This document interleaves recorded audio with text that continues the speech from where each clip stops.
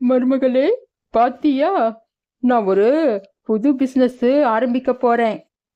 இதுக்கு முதல்னு பார்த்தா இந்த பாட்டிலுங்க மட்டும்தான், வேற ஒண்ணுமே இல்ல. இத மட்டும் நாங்க வித்தா நமக்கு கொள்ள லாபம் கிடைக்கும். அத்த, இந்த பாட்டில் என்னமோ பச்சை கலர்ல இருக்கே, இது பார்த்தா ஆப்பிள் ஜூஸ் மாதிரி இருக்கு அத்த. இந்த பச்சை ஆப்பிள் இருக்கே, அதுல தானே இந்த ஜூஸ் பண்ணீங்க. இத பார்த்தாக்காவே சாப்பிடணும்னு ஆசையா இருக்கு அத்த. அடி போடி இவளே, இது ஒன்றும் ஆப்பிள் ஜூஸ் எல்லாம் கிடையாது. நான் காட்டுல போய் சில பச்சிலைங்களை பறிச்சு இந்த மாதிரி ஜூஸ் போட்டு எடுத்துட்டு வந்தேன். இது மூலிகை ஜூஸ். இதை சாப்பிட்டா சக்கரை நோய், கொலஸ்ட்ரால், சுகரு, பிபி எல்லாம் குறையுன்னு சொல்லி விற்கலான்னு இருக்கேண்டியே. அத்த, நெசமாவே இதெல்லாம் குடிச்சா பிபி சுகர் எல்லாம் கண்ட்ரோல் ஆகுமா அத்த? யாருக்கு தெரியும்? நான் சும்மா பச்சிலைங்களை பறிச்சு இதை மாதிரி ஜூஸ் பண்ணி வச்சேன். இதை சாப்பிட்டா என்ன ஆகுன்னு எனக்கே தெரியாது. நான் இது மாதிரி 100 பாட்டில் ஜூஸ் போட்டு வச்சிருக்கேன். இந்த 100 பாட்டில்லையும் ஒரு பாட்டில் 100 ரூபான்னு விற்றா கூட 10,000 ரூபாய் சொலையா கிடைக்கும்ல.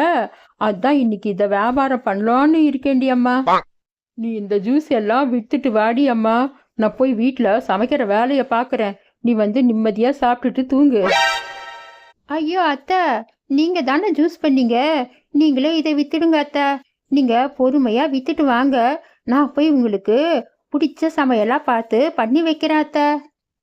இந்த பாரு அம்மா, இந்த வயசான காலத்துல என்னால வெயிலெல்லாம் நிக்க முடியாது. நீயே வித்துடுமா. நான் போய் வீட்டில் சமைக்கிற வேலையை பார்க்குறேன்.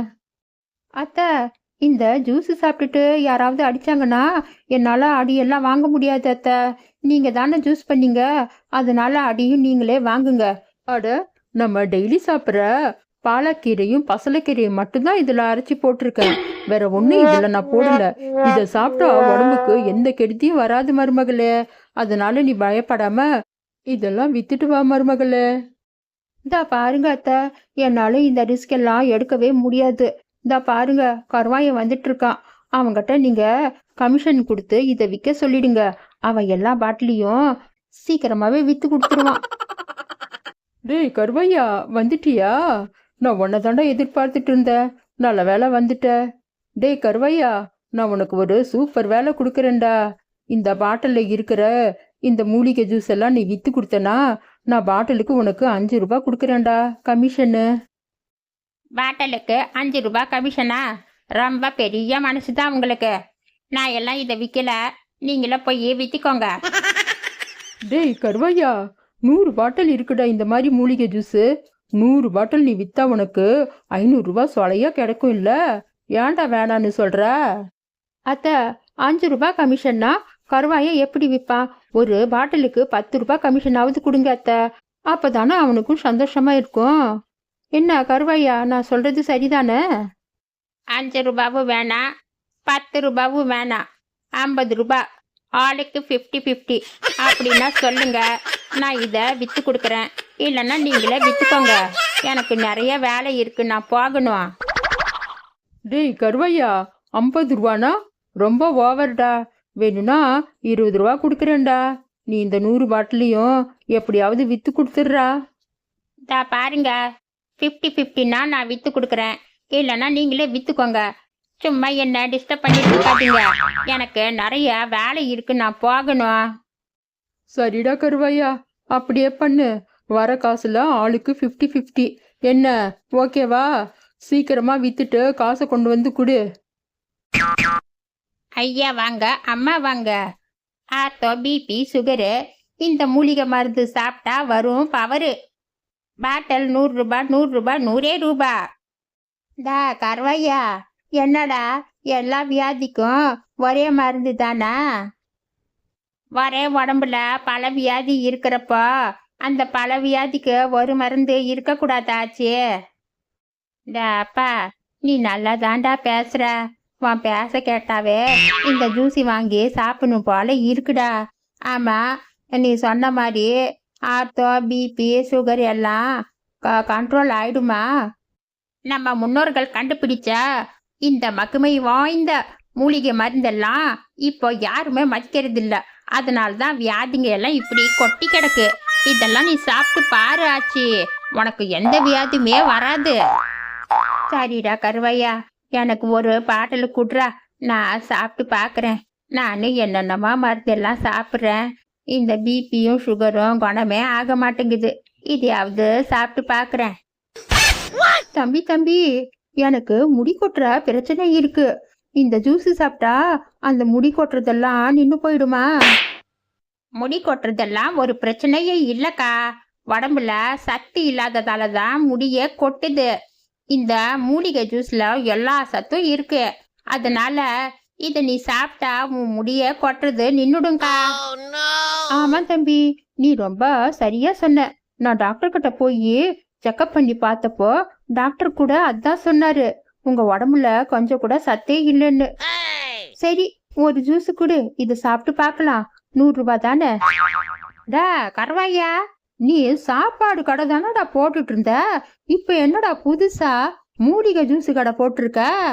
உனக்கு இந்த மூலிகைக்கும் என்னடா சம்பந்தம்? உனக்கு மூலிகைகளை பத்தி என்னடா தெரியும்? டா பாருண்ணா, இதை ஒன்று நான் தயார் பண்ண ஜூஸ் இல்லை. ஒருத்தவங்க இந்த ஜூஸை தயார் பண்ணி என்கிட்ட விற்க சொல்லி கொடுத்தாங்க. அதுதான் நான் வித்துட்டு இருக்கேன். உனக்கு இஷ்டப்பட்டா வாங்கு, இல்லைன்னா போ. இந்த மாதிரி துருவி கேட்டா எனக்கு பதிலெல்லாம் சொல்ல தெரியாது. உனக்கிட்ட ஜூஸ் வாங்குறதுக்கு காசு இருக்காது. அதுதான் நீ இப்படி நோண்டி கேட்குற. கருவாயா, யார பாத்துடா காசு இல்லைன்னு சொன்ன? தா பாடுறா, என்கிட்ட 500 ரூபாய் இருக்கு. நீ எனக்கு 5 பாட்டில் ஜூஸ் குடுறா. சூப்பர்ண்ணே, சூப்பர். அண்ணே, நீ சும்மாவே ரொம்ப ஸ்ட்ராங்கு. இந்த ஜூஸ் வேற குடிச்சிட்டு நீ என்ன பண்ண போறியோ தெரியல. எதுக்கும் ஒரு மாசம் கண்ணுல படாம தூரம் இருக்கிறது தான் நல்லதுன்னு நினைக்கிறேன்ப்பா. என்னால உன்கிட்ட அப்படியெல்லாம் வாங்கவே முடியாது. கருவையா, நீயாவது சொல்றடா நான் ஸ்ட்ராங்குன்னு. ஆனா என் பொண்டாட்டி அத ஒத்துக்கவே மாட்டேங்கிறாடா. சுத்தி என்ன போட்டு அடிக்கிறாடா. இன்னைக்கு எப்படியாவது போய் அவளை 2 சாத்தாவது சாத்தணும்டா. நான் முடிவு பண்ணிட்டேன்டா. அண்ணே, நீ இப்படி எல்லாம் சொன்னா நான் உனக்கு ஜூஸே கொடுக்க மாட்டேன். ஆமா, நீ அக்காவை எல்லாம் அடிக்க கூடாது. அக்கா பாவம், அவங்க உடம்பு தாங்காதுண்ணே. கருவாயா, உங்க அக்காவை அடிக்க கூடாதுன்னா நீ எனக்கு டிஸ்கவுண்ட் பண்ணி கொடுக்கணும். என்ன புரிஞ்சுதா? அண்ணே, நீ 5 பாட்டில் ஜூஸ் வாங்குற இல்ல, உனக்கு 50 ரூபா டிஸ்கவுண்ட்ண்ணே. இப்பதான் ஜூஸ் எல்லாம் வித்துச்சு. சரி, வீட்டுக்கு போலாமேன்னு நினைச்சேன். அதுக்குள்ள நீங்க வந்து நிக்கிறீங்க. உங்களுக்கு என்ன ஆச்சு? ஏன் இப்படி பண்றீங்க? உங்களை பார்த்தா எனக்கே பயமா இருக்கு. மூளை இல்லாத முட்டா பயல, மூலிகை ஜூஸ்ன்னு என்ன கருமத்தடை கொண்டு வந்து வித்த. இத சாப்பிட்டுட்டு என்னால வயிற்று வலிய தாங்க முடியலடா. டேய் கருவையா, இது சாப்பிட்டா உடம்புக்கு சத்து வரும்னு சொன்ன. ஆனா உடம்புல இருக்கிற சத்து எல்லாம் போயிடுச்சுடா. என்னால வீட்டுக்கு கூட போக முடியலடா. இவன் வேற மேல உழுந்துகிட்டே இருக்கான்.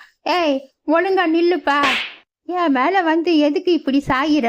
உன்னால ஒழுங்கா கூட நிக்க முடியலையா? ஆட, நீ வேற ஏன் தாயி? இவ வேற என்ன ரொம்ப ஸ்ட்ராங்குன்னு சொன்னா. நான் இந்த மருந்து குடிச்ச வாட்டி உடம்புல சுத்தமா சத்தே இல்ல. என் பொண்டாட்டி நான் ஏதோ குடிச்சிட்டே வந்துட்டேன்னு சொல்லிட்டு என்னை அந்த அடி போட்டு அடிக்கிறா.